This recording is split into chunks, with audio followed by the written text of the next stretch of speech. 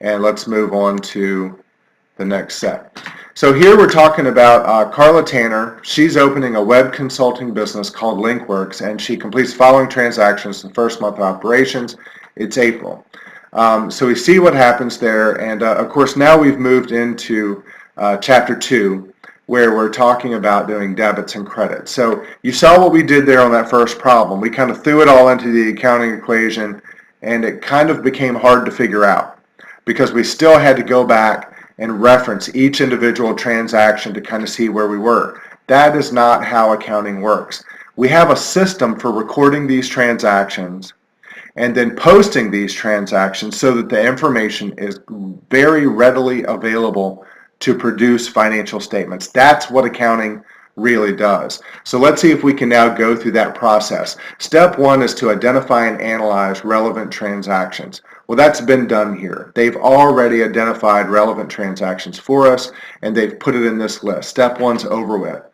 Step 2 is to prepare journal entries, and that's what we're doing here, is step number 2. They've already given us all of the information, at least most of it right here, so I think we can just work with it like that. I'm going to try to make the screen just a little bit bigger for the rest of you. All right, Tanner invested $80,000 cash along with office equipment valued at $26,000 in the company in exchange for common stock. Okay, what did we get? We're the company.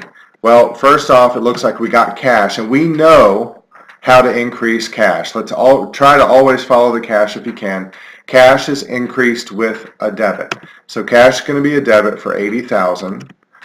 Oops, look, there I go with those zeros again. Okay, and then we also got office equipment. Office equipment is also an asset account just like cash, and it's worth $26,000, so it's also going to be a debit. Okay, well, it can't be done because debits have to equal credits. I know that I need something else over here, and it's going to be $106,000.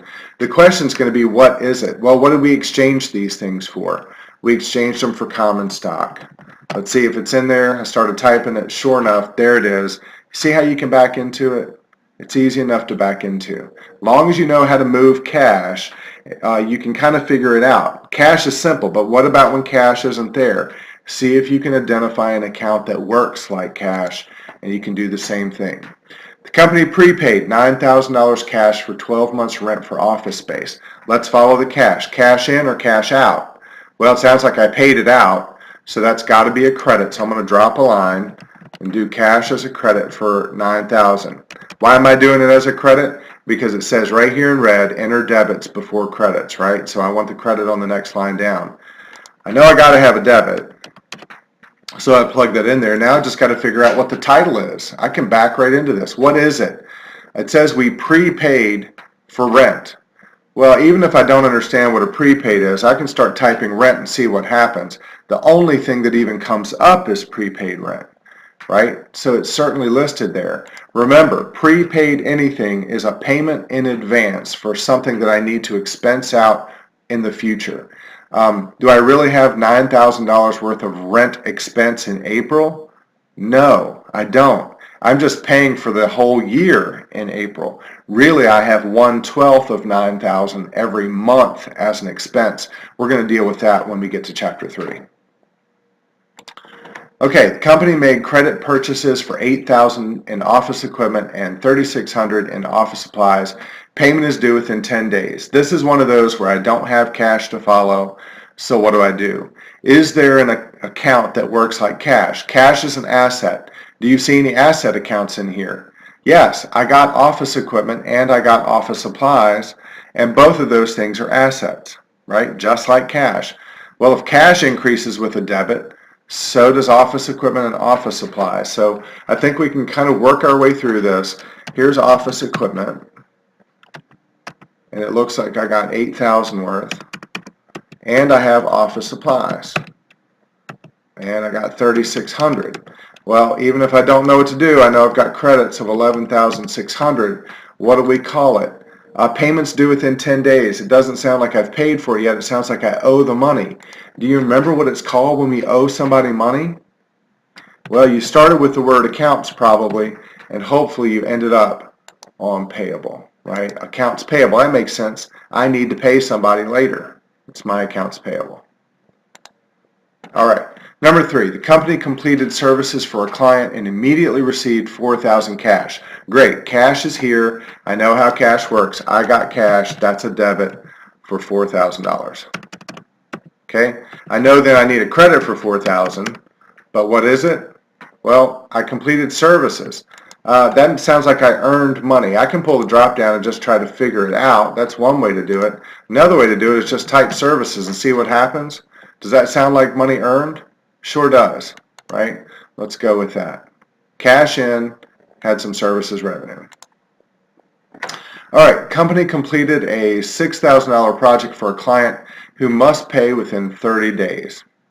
Okay, well, if I completed a project, it sounds like I earned it, but I'm not getting the cash for it. So let's see what I can figure out. Well, in the previous transaction, number 4, when I earned money, I put it in as a credit and called it service revenue.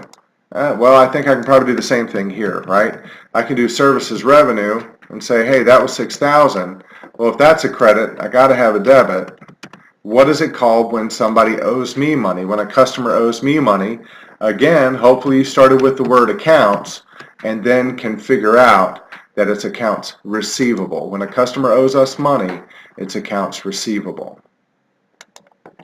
We move on to number 6, and it says the company paid $11,600 cash to settle the accounts payable from April 3rd. Well, that was this one, right? I bought some stuff on credit and I credited $11,600. Now they're telling us that I don't owe that $11,600 anymore because I paid it. So what do I figure out? Well, I know how the cash works. I paid it out, $11,600. Got to have a debit. What was it for? Because I got rid of that accounts payable. I no longer owe it. If in transaction 3 it went on as a credit, I can now take it off as a debit. Okay. April 19th, the company paid $2,400 cash for the premium on a 12-month insurance policy. What does that sound like? Sounds kind of like a prepaid again, right? I'm paying something up front. I can follow the cash. $2,400. Got to have a debit, right? So let's just think. Even if we didn't know it was prepaid off bat, I can just type in insurance. The only thing that's coming up, I mean, it's nice of McGraw-Hill to help us out like this, is prepaid insurance. But does it make sense it's prepaid insurance? I'm paying something in advance. I'm paying $2,400 now for something that's going to last me for 12 months. What's my true insurance expense then every month? $200 a month, right? I'm just paying the $2,400 up front. Again, we learn all about adjusting those things in Chapter 3. All right, company received $4,400 cash as partial payment for work completed on April 9th. All right, April 9th, when was that? That was right here. So I did something on credit. The customer owes me $6,000. I've already booked the service revenue, right? And they owe me money. And what it's saying here is that they paid me $4,400 of that money. Okay, well, I know I got cash, so let's go with that route. It's a debit, right? Because I got cash. I know I need a credit. But what am I going to do here? Am I going to book services revenue again? No, because it's already been booked. They no longer owe me. The customer no longer owes me $4,400, so I'm reducing that account with a credit. And if you recall, it's called accounts receivable. So I'm reducing accounts receivable by $4,400. I'm going to record that and just kind of show it back to you. There it is.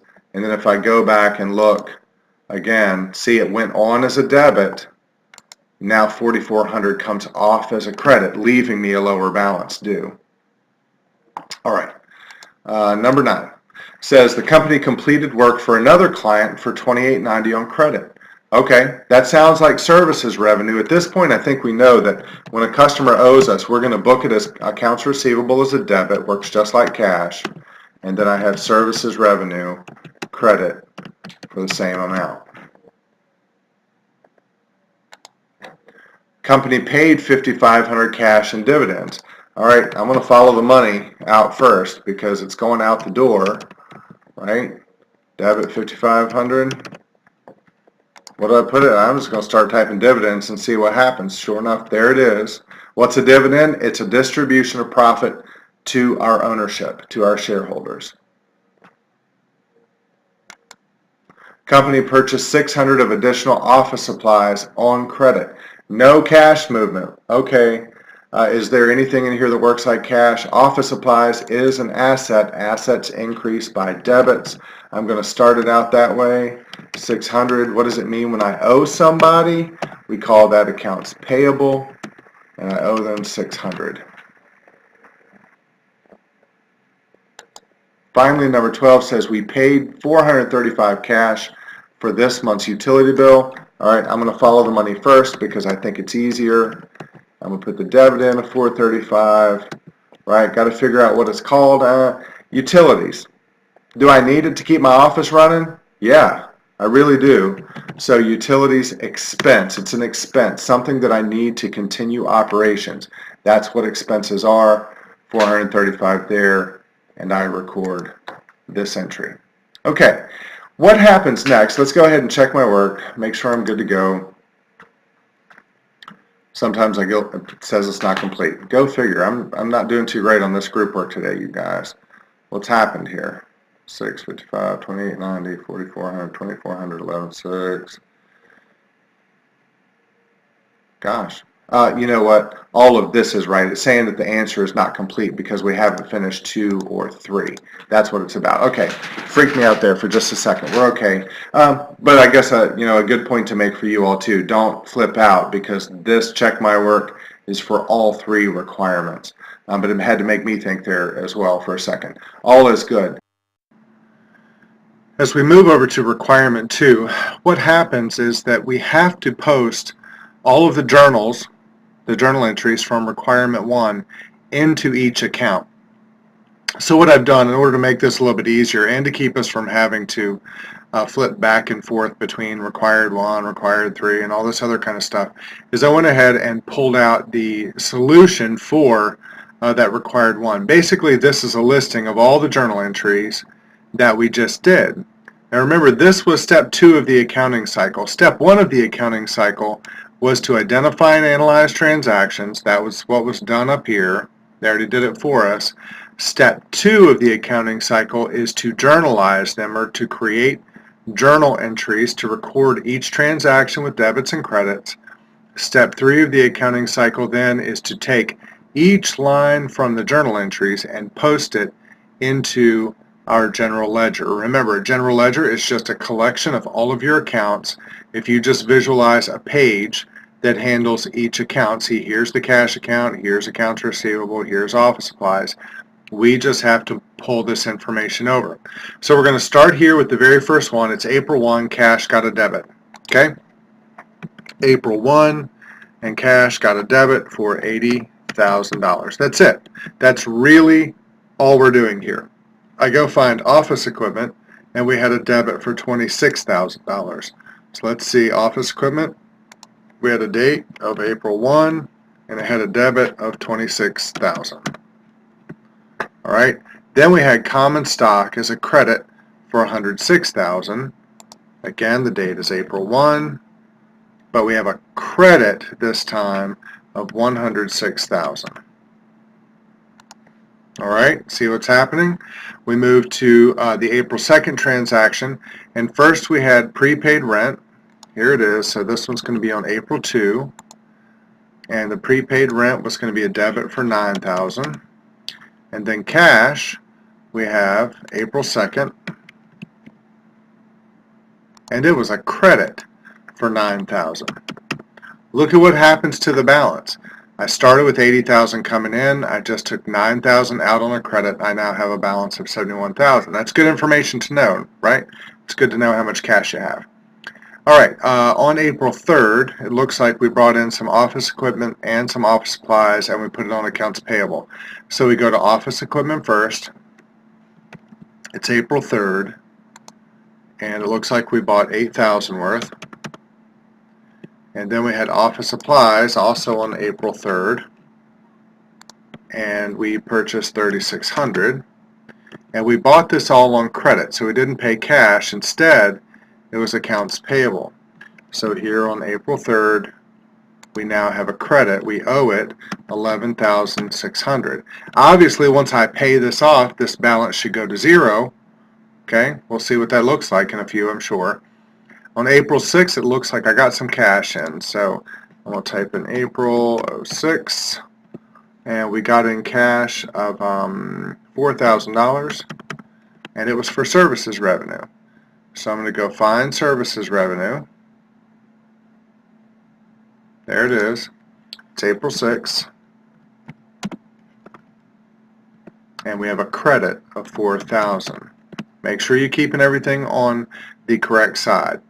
On April 9th, it looks like I sold something on credit. So I didn't get cash, but the customer owes me. April 9, I have a debit for $6,000. And then on April 9, I also have services revenue on April 09, $6,000. If I were to ask you what your revenues were to date, you could easily come to this page now and tell me that it's $10,000. You remember the last problem that we had? Anytime you wanted to figure that out, you had to go find all the transactions, then you had to add them up. Well, now imagine if you had 12 months worth of that to do. So this is basically just making it easier to find the information and to give us a total. All right, so that was April 9th. We're going to April 13th. What happened on the 13th? We paid off this accounts payable, right? So that's where I was saying that once we pay off the accounts payable, this balance should be zero. Let's see if that holds true. Well, here it is. It's April 13. And you'll see that in our general journal, we have a debit of $11,600. Well, lo and behold, if I take a credit of $11,600 and then a debit of $11,600, it's going to leave me a balance of zero. How did I get rid of it? I paid it in cash. So here we go to April 13 again, and I'm going to have a credit of $11,600. All right. On the 19th, it looks like I purchased that insurance policy, and it was prepaid insurance. So April 19, and we've got a debit there of $2,400. How did I pay for it? Didn't pay it in beans, right? Paid it in cash. April 19 was a credit of $2,400. See, this is pretty monotonous here, right? All we're doing is transferring information from one sheet to another, getting it organized so that we can see what the balance is in each one of these accounts.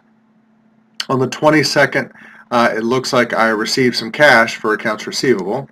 So April 22nd, I received cash of $4,400, and the accounts receivable comes off the books on, oops, I just realized I did the date wrong on that one over there. I'll go back and fix it in a second. $4,400 is a credit to receivables. This one, the date came out wrong. I hit tab too fast. You got to give it a little bit of time. All right. On April 25th, it looks like I had more service revenue, but this time on credit.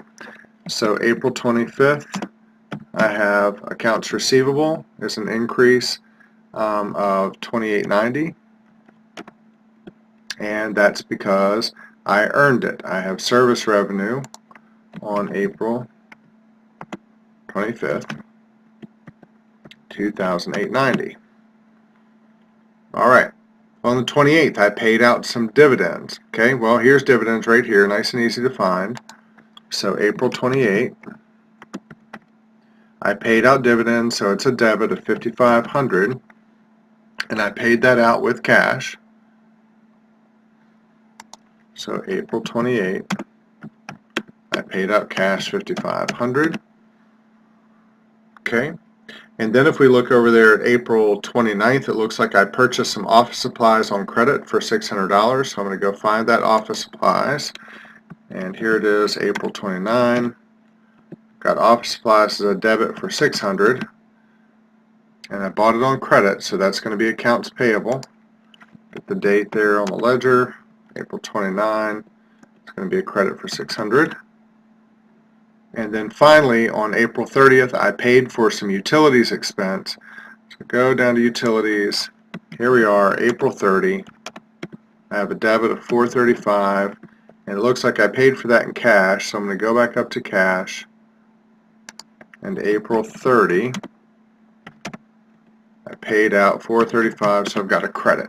Okay, so that's it. I mean, all we did was take all of the information from the journal and we posted it over to our general ledger. I'm going to check my work just in case I got any of those other dates wrong, and it looks like that one. Okay, so there was one more in there that I had. That's the beauty of it, without a doubt, right? So that one, that 5,500, was on April 28th. Again, you see what's happening, right? I'm just typing April 28 and hit tab, and it leaves April 1 in there. So because I hit it too quick, I've actually got to give it just a second to catch up to me, and then it will hold it. So then if I hit check my work, we're in good shape. All right. Why does it say answer not complete? Because we still have requirement number 3 to do. Okay, so the general ledger's done. What's next? Well, now we've got to get into requirement number 3. And what they're wanting us to do, we're not worrying about financial statements this time. We just want to get a trial balance done. You guys remember what a trial balance is? It's just the listing of all of our accounts, and then we post the balance, whether it's a debit or a credit. The goal is that these two numbers, your debit column and your credit column, must be equal. Why do we care? Because as long as they're equal, then we know that we've at least had everything posted on the correct side. Doesn't mean we put it in the right account, but it is at least holding the accounting equation true, and that's what's pretty important here. So the trial balance, we're going to list all of the accounts in order. So you got a couple different ways you can do this. You can either go to required to and say, okay, I've got cash, receivables, office supplies, and prepaid, and then come over and start to type it. But by the time you get here, you've already forgotten, right? You can also do this. Because it is an accounting system, we always keep it in the same order, so everything runs in line. The first one's cash. This next line is accounts receivable. See what's happening here? This next line is office supplies. The next line is prepaid insurance. Right? And come on down, not prepaid now, I got prepaid rent. And then I'm going to have office equipment. Then I'm going to have, we just kind of keep on going. We've got accounts payable. And then after accounts payable, we have common stock. And then we have dividends. After dividends, we should have a revenue account. There it is, service revenue. And then we only had one expense account called utilities, and it's all the way at the bottom. So everything was just running in order. I'm going to see if I can make this just a little bit bigger. I had to keep it small for all the side-by-side stuff. I hope you're able to see it okay. All right, so what are they asking for? Now we've got to go get the balance in each account. So I'm going to do a little bit of flipping, but then we'll make this a tad bit easier. So I could go back, not required 1, but to required 2, and see that cash has a debit balance of $59,465, and then come here and say, okay, it was $59,465. Wouldn't it be easy if I could see all of those pages side by side? Absolutely would. Well, I've got it right over here, thankfully, because I didn't want to have to go through all of that. So see, there is the cash account. The balance is $59,465, and I said, hey, it's a debit. And you might say, how do I know it's a debit? Well, there's two things, right? One, you know that cash is an asset, and you know that cash increases by a debit. That means it has a normal debit balance. It's where it's supposed to be. If you have positive cash, then you have a debit balance of $59,465. That's the first reason you should know that it's a debit. Okay? The second reason is if you add up all of the debits and then add up all of the credits, the debits were more, right? So you've got more on the debit side, which means this is a debit balance. That's just another way to look at it, right? Okay, so now I come down to accounts receivable. It has a balance of $44.90. Again, it's an asset. It needs to be a debit balance. How about office supplies? Well, yep, it's an asset as well, and it has a $4,200 balance. And then I go to prepaid insurance, still an asset, $2,400 balance. I get to prepaid rent. It had a $9,000 debit balance. Okay, office equipment, let's make sure that's the only thing in there. Yep, sure enough, it has a debit balance of $34,000. Okay, now I move to accounts payable. Accounts payable has a balance of $600. Is it debit or credit? Well, first off, it's a liability account. Liabilities increased by credits. I would assume that this then is a credit balance, but let's look at it. I had a credit that washed out with a debit here, leaving me nothing. Well, now I've added a credit in, and the balance is 600. So doesn't it stand to reason that 600 is a credit? Yes. 600 is a credit side. Okay. Common stock. $106,000 credit balance. Dividends. Dividends were on the debit side. See that? 5,500 debit balance. How about services revenue? 12,890 credit balance. Utilities expense, debit balance of 435. What do I know about this? First thing I look at is that 119,490 equals 119,490. We feel relatively comfortable at this point then that it is correct. I'm going to go ahead and hit check my work. It's going to tell me that we're still not complete because I actually had to pull out of one of them. But look, this trial balance is certainly correct. And I believe that's it, right? We're all done. Hopefully that wasn't too terribly hard. I know that I had to open this up over here. It's difficult on your end, I know, when you're doing a lot of flipping back and forth like this. But this won't last for too long. We're going to be out of these chapters where we're doing a lot of journal entries and a lot of posting because really it's just the front end of accounting. And that's going to conclude our group work for chapters 1 and 2.